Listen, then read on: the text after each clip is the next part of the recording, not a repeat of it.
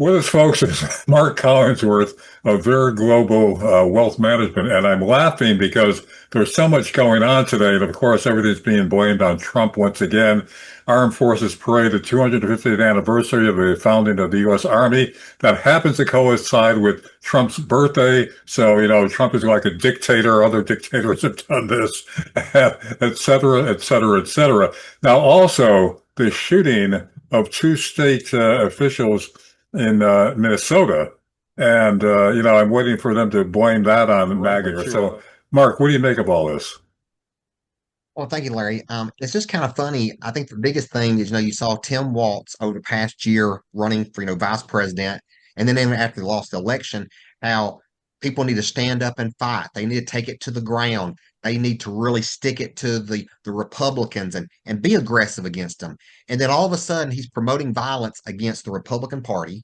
Then when the Democrats get attacked, he's like, "Oh, we have to stop the violence. We can't be pushing, harm on political parties for them doing their job." I mean, it's like the irony and hypocrisy is just unmeasurable here. Yeah, I mean, it's one thing after another with they heap blame on Trump. Also, Trump's birthday just happens to coincide with both Flag Day and the 250th anniversary of the founding of the U.S. Army. So he's a dictator, the Army, his birthday, all that kind of stuff. I, I know it. Yeah, if they could find a reason for blaming, a thunderstorm on Trump, they would come up with this. Oh, T T is a thunder, T for Trump. See, that's what it's causing. I mean, it's just so ridiculous. Right, right. And I mean, there's more and more division being, promulgated by the Democrats, really. Every other day he's being called a dictator, being called Hitler, this and that. Then this violence occurs, and it's Trump's fault. To agree, this is another thing kind of irritates me. I've seen it. I'm sure you've seen this too.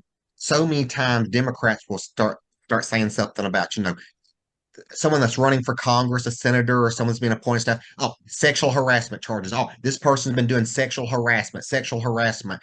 It's got to the point where I see someone get nominated. I'll sit here in my seat and go, I give it 24 to 48 hours before some Democrat accuses sexual harassment on that guy. And you know what?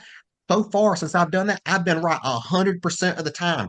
No one that I've said will be hit with sexual harassment has not gone. The only one that's kind of surprised me is they hit sexual harassment on a woman. That was the one that kind of surprised me. Also moving on now, uh, there was all these gloom and doom predictions from the Democrats about Trump's tariffs, that it was going to raise prices, it was going to raise inflation, it was going to wreck the economy, it was going to wreck everything about America's economy. And so far, that hasn't happened. In fact, it's showing signs of just the opposite, is it not? Correct. Correct. It actually is inflation's actually going down. I think, like the price of eggs, we've actually seen eggs have actually had the biggest price drop in the past roughly 30 to 60 days than we've ever seen the price of eggs. And one of the big components of that, of course, when you go out and get eggs or any kind of, farm product, there's an energy cost. You have to, put gas in the tractors. You got to put gas in the trucks to haul it to the grocery stores and so forth. Well, if the price of gasoline's coming down, that automatically is a cost savings or an input cost that goes into eggs and produce and things of that nature. Yeah, you know what I tell a lot of Democrats that are, extreme liberal. I say, no matter what else Trump might be, and no matter what else you might think of him in other respects, he does understand business, and it seems to be working. The way he analyzes things and cause and effect, the threat of tariffs as a negotiating tool, and then things settle down and we seem to be ahead of it. I mean, he has a keen understanding of how the economy works. And I think, that's what's really uh, causing this kind of propellant for the economy. The same thing happened in his first term, correct? The economy expanded under Trump's first term. Correct. And you're absolutely correct on it. Donald Trump's probably one of the very few billionaires out there that can actually go get in a backhoe and drive it just as well as someone's been driving a backhoe for the last 20 years. He's worked everything from the smallest micro level all the way up to the level that he's currently at. And I think that's very impressive. But you're right, he's a businessman. And another thing I like about Trump is when he puts a plan in place, and you see this with really great CEOs, when they put a plan in place and they realize that plan's not working the way they intend it to, they're very quick to reverse it and come up with another plan. And they usually have a backup plan to quickly convert first plan into the second. And you see that with Donald Trump, he's very quick to come out and say, okay, I was wrong on this. Let's change it. Yeah. I mean, the general public, especially the middle class and the working class, has this attitude that, the business end of it, it's always corrupt, it's always greed driven and all that. And probably to an extent it is. But if you know the gears of the mechanism, how it works, maybe the rich do make too much, but there is something to the trickle down theory where, it benefits everybody, even though the rich may be making more, they use it to expand their businesses, and that goes down to through the working class, correct? Well, correct. And the best way I can sum it up is how many jobs, or I best, how many poor people you ever worked for in a job? None. When you cut jobs for the rich, they take that money and they go out and hire people. You won't see a bum on the street that's in poverty. You won't see him starting a business because he doesn't have the resources. But someone that has money, they don't go out and buy yachts and rare paintings. They reinvest that back into their business because someday they know they're going to retire and then they want to buy all that stuff. So what you're saying is a lot of these so-called tax breaks for the rich really is infused in business, which benefits everybody, right? Exactly. And I mean, but they're not getting personally rich while they're at it. Well, think of it this way. When you go and you buy a car that's within your means. If you're making $3,000 a year, you're probably going to buy a $12,000 car, $15,000 car. If you're making $1 billion a year, it seems logical you'd probably go out and, buy a $100,000 car. If you think of it in percentages. Yeah. So in other words, what you're saying is, all right, the rich get richer, but it also makes the middle class and the working class more prosperous. Correct. And I saw one time they did a study on this. When we go out and we buy a hamburger for like, $6, $7, based on the amount of money that we make per year to someone like Bill Gates, us buying a hamburger is the equivalent of Bill Gates going out and buying $1 million mansion. Yeah. Yeah. All So right. if you put it in that perspective, he's just living within his means, just like we live within our means. All right. Now, we talked about this before in Trump's first days in office, where the economy would be heading and whether there would be a recession before things start getting better. Is it less of a chance now of a recession? Recession? I don't think you're going to have a recession. I think one of the biggest things is probably offsetting that is that you've got energy prices are coming down. That's basically allowing prices to come down. Of course, the gas pump, which is putting extra money in people's pockets. We're currently, the economy is actually planning on getting these tax cuts. So businesses are actually spending money on the assumption that they're actually going to get that money basically, you'll say, rebated back to them in some form of taxes. So as of right now, I don't think you're going to have a recession. And more to the point, Treasury bond yields are usually a very good forecaster in predicting recessions. And as right now, and when you look at Treasury bond yields, it's really only about a 6-month crystal ball on that. Treasury bond yields are not predicting a recession at this point. All right. Now, what about Trump's declaration that the golden age of America has begun? How hyperbolic is that? How much of an exaggeration pie in the sky is that claim? I think that's an exaggeration, and this is the reason why the problems that he's addressing to get America back to its golden age when we were like in a true industrial powerhouse. He's got the right idea, but the place that we're at now, these problems actually started in the early 1990s. He cannot reverse 30 years worth of government cutting deals with China and Mexico and NAFTA and all that stuff. And now it's ingrained in the system. You can't change 30 years worth of ingrainedness, if that's a word. You can't correct that in 4 years. Okay, but ever can it be corrected? It Or, could be corrected if you basically had someone like Donald Trump in there for like the next 12 years. I think he could reverse it, but Donald Trump's not going to be there for 12 years.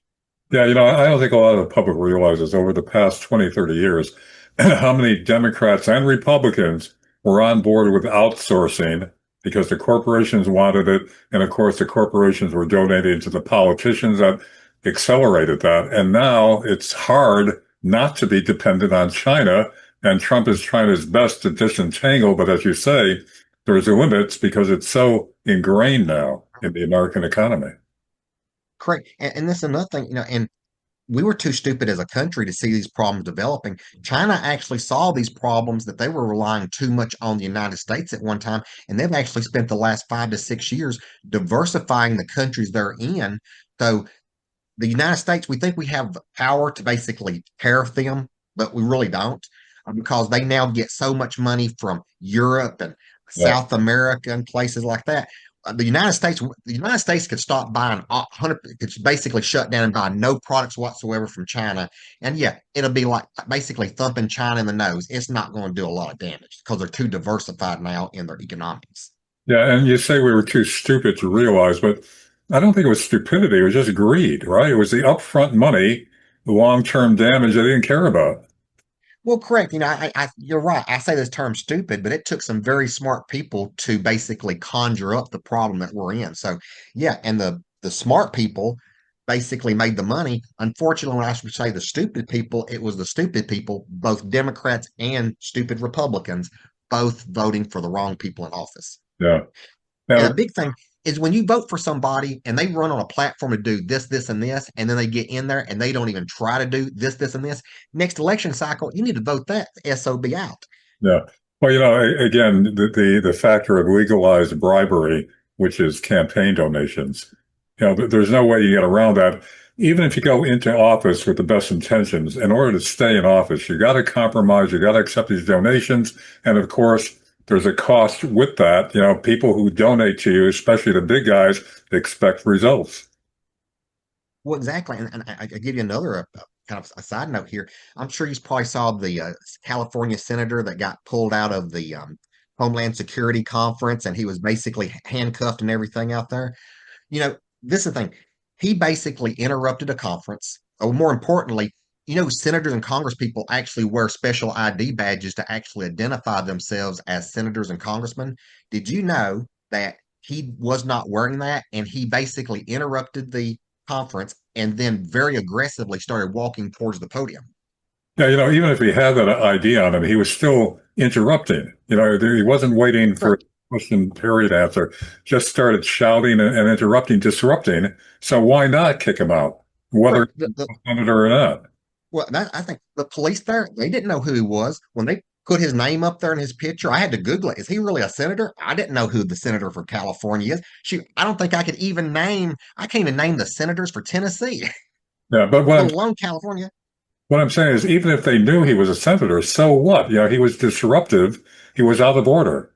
I mean, And then, Congress, if you're out of order, that they could, in an extreme situation, have you removed from the well, chamber. So, they're not above the law, as they love to say.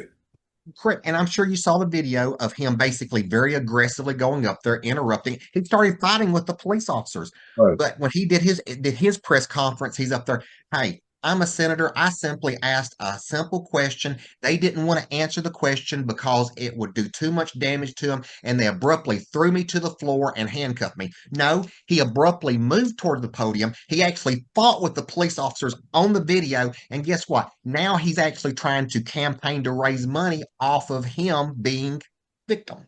Yeah, there's a lot of people that are going to buy that baloney. And, Yeah, watch the video. Anyone that tells me that's different, watch the video. He fought with police officers. I used to be a police officer. You fight with a police officer, yeah, you throw them on the ground, you cuff them up. yeah, yeah. All right, moving on now to the big thing now, the war with in Israel and Iran. What will it lead to? Is Iran finished? Is Israel going to step up its attacks and finish them off once and for all? From everything I've read so far this morning, Israel's pretty much decimated their nuclear facilities. I think in the long run, all this is going to do is cause more tensions for Iran to be more aggressive on building out a nuclear program. Yeah, you probably decimated it. They're going to start from zero. But here's the thing: Israel is in fear that Iran's going to nuke Right. Israel. I understand that, and you don't know. They're just basically, we don't want to find out the hard way that was wrong and let them build it. So they went ahead and took care of the problem and did that. All you did was increase the odds of somewhere down the road they will want to nuke you. Yeah. No, I mean, I can understand that. But in terms of them decimating the nuclear program, supposedly they're buried so far underground that they don't have the bombs to penetrate that, but the U.S. does. So I'm wondering if the U.S. is going to bring in its big bunker buster bombs eventually to finish it off. Well, I wouldn't be surprised if they already had the bunker buster bombs there, and that's why they're saying they decimated the nuclear facilities. I think they. 'Cause if I was Israel, I wouldn't drop a bomb on a nuclear facility knowing that that bomb wasn't going to do the job it's going to do, other than piss a bunch of people off. I would make sure I had that bunker buster in there to make sure that my first strike was a maximum first strike. Yeah. And, also I'm wondering, will that spread contamination? It won't be a nuclear explosion that's set off, but contamination from the explosion? I doubt it. There's usually those facilities, like you said, are usually anywhere between 10 stories to 12 stories underground. Yeah. So the odds of there being any kind of radiation leak or anything from that would be small. And then you also have to assume that Iran actually was able to enrich the uranium to the point that it would actually could cause contamination. Yeah. I mean, this is endless, with Iran and then with Gaza and all that. Will there ever be a solution? No, I don't think so because the problem is, of course, is a biblical issue. The land that Israel occupies, the Muslims actually believe that's their land. The Temple of the Mount, which is the second most religious place in the world for the Muslim religion, is actually located in Jerusalem. We look at the Crusades. The Crusades went on for how many hundreds of years for the exact same reason that we're fighting today for Israel, the Christian capital, basically, versus the Muslim. Yeah.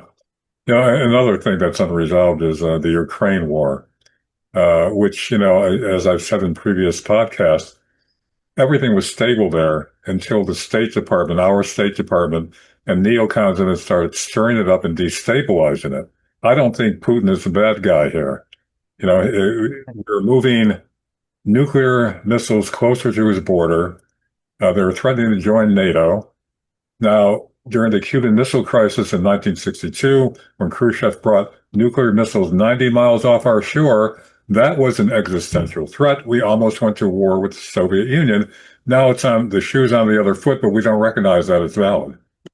Well, exactly. And that was kind of the deal that Putin originally cut with NATO. These countries that are in between the NATO countries and Russia, Poland, Czechoslovakia, don't bring them into NATO and put nuclear weapons in those countries. When I look at it, all those countries that NATO promised would not have nuclear weapons in it are now have nuclear weapons in it.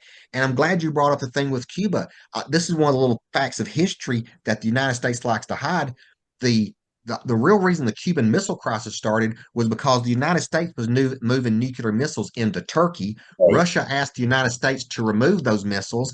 The United States said, no, we're not. And so the Russians basically said, well, then we're going to put some nuclear missiles in Cuba and see how you like missiles sitting on your back door. Yeah. Something that's not taught a lot in history classes. And so much of the other side isn't presented. Without taking sides, the American media, journalists should be presenting both sides and let the reader, the consumer of news, have enough facts on each side to make a valid opinion. But you only get one side, more and Right. more so in the American and Western media. Great. That's a big problem. Our media system has really turned into a propaganda machine. And Yeah. that really irritates me because they take a clear bias, they only present one side of the story, and they don't give the other side of the story. So you're automatically swaying people to one side and not being split down the middle. I mean, I thought the news people was supposed to present just the facts, and the listener or reader was supposed to take those facts and come up with their own analysis. It used to be that way, or a lot more that way in the old days, but those are long gone now. As you say, the profit motive, they know there's a certain audience hungry for a certain side of the news, so they cater to that. And plus, the indoctrination of a lot of these kids who later become journalists with this one-sided indoctrination, and from what I'm told, journalism schools now are even saying you don't have to be objective. Is because of social justice, you could take one side, and you don't have to be objective. I mean, that shows you right there objectivity is gone. Well, and this is one of the great things, one of the things I saw, during the 2016 election between Clinton and Trump. I saw one of the main, I think it was Wolf Blitzer, one of the main CNN reporters. He was actually at the election party win headquarters, sitting there drinking, wine and eating crackers and stuff at the Clinton, what was going to be the Clinton celebration party. I mean, you can't tell me he's not going to be a little bit biased in how he basically, and he wasn't being a reporter there. He was there on his own free time. He was not in a reporting stance there at that party. Yeah, I mean, there's so much of that club, isn't it?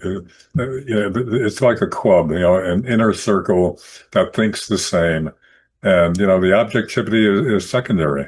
It's a disservice to the American public. They're being fed propaganda rather than straight news. And that's a problem because when you present one side, because you see, both news outlets, the conservatives present the conservative side, the liberals present the liberal side. All you're doing is causing a bigger and bigger divide. And at some point, people are going to be so ingrained in their belief system, they're not going to want to even listen like we see now. And then when no one wants to listen to each other, this is how all your wars start in history. When neither side will listen, that's when fists start flying. Yeah, it's really, you have to wonder if it's getting to that stage now where there's just no resolution between the sides. It's splitting more and more.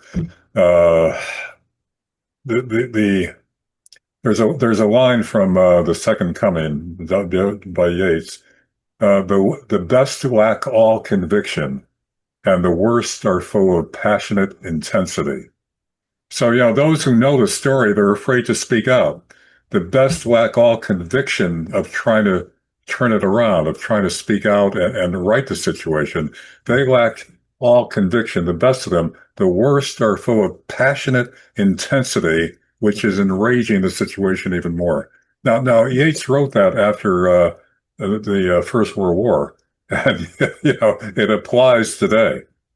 Well, yeah, let's look, take that and look at Adolf Hitler. Adolf Hitler rose to power because the people of Germany saw how much passion he had in wanting to improve all the problems that were facing Germany at the time. So you see someone that's fighting that hard for you, yeah, you're going to follow them tooth and nail. And people, people just don't see that. Like, it amazes me that if you took a list of the key points of the Nazi party, violence, propaganda, Hitler basically what blew up his chancery at one point. He did it and blamed it on the Russians to get people mad at the Russians to help for the Russian invasion.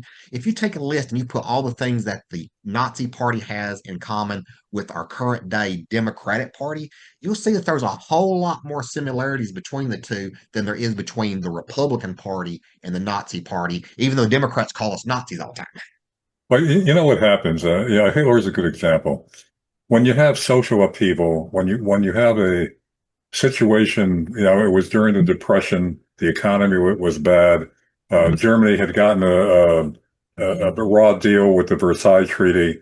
So, they felt their national pride was wounded. The economy was on the skids. They felt abused, disrespected. That sets the stage for the rise of a populist leader like Hitler who doesn't stay benevolent. So, Correct. this isn't to exonerate Hitler, it's to explain how somebody like that seizes power. Yeah, exactly. And a lot of times when the people like that start to rise to power because they're trying to help out the oppressed, people that are in power don't want to see the suppressed rise into being equals with them. So they push back, and the person with the passion like Hitler pushes back, and eventually it turns into a war. Well, wrapping it up now, Mark, I don't know if Trump is going to be able to fix things because, they're attacking him from all sides, even more so than in his first term. The lawfare that they're using against him. If the midterms narrow the margin in the House, or if the Democrats become the majority again in the House, I don't know how many of his programs he can get through.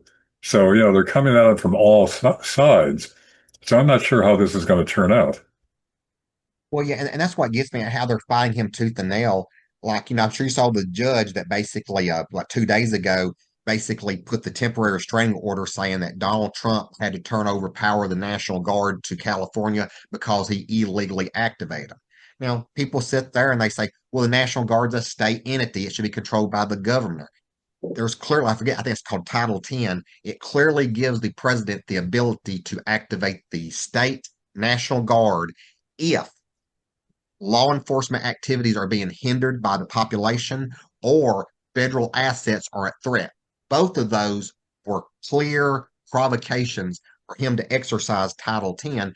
And the appeals court shot it down within 24 hours, saying that judge was completely wrong. Why the judge even said that? I guess he doesn't know the law. Yeah. And the way I understand it also, if state and federal, if state and local officials fail to act, fail to contain the situation, to address the threat, then the federal government has a right to move in. Well, and what gets me, if people tell me that there's not a riot going in LA, there's something wrong with that person. You can't tell me there's not a riot when you've got guys putting Molotov cocktails and you're throwing them at police cars. And I think sure you saw the line of police cars that were just sitting there burning on the highway in Los Angeles. You can't tell me that's a peaceful protest. Yeah, I saw someone put on X a few days ago. It had a picture of the Japanese bombing Pearl Harbor, and it had a CNN headline down it: Japanese have peaceful flyby. Just like the Summer of Love, remember? A Yeah, CNN reporter was standing there, buildings burning behind him, saying it's most peaceful. yep, yep. So I don't know, Mark. Anyway, all right. Well, that's it for this day, and we'll see where it goes from here. I hope if it doesn't get better, at least it doesn't get worse. But we'll see.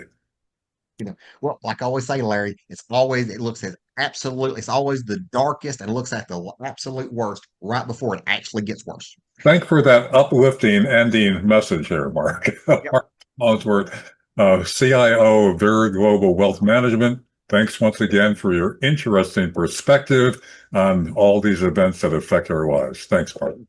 Thank you.